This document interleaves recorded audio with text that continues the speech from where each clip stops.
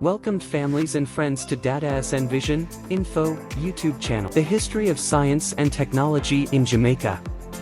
Jamaica has a long history in science and technology.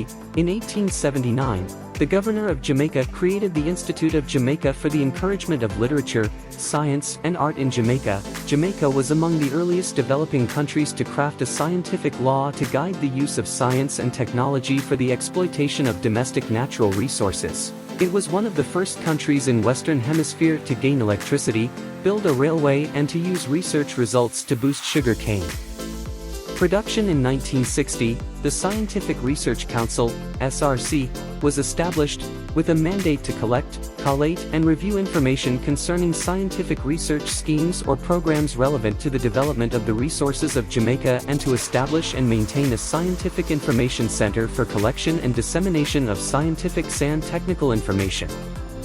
Thank you for watching. Like, share, and comment, subscribe.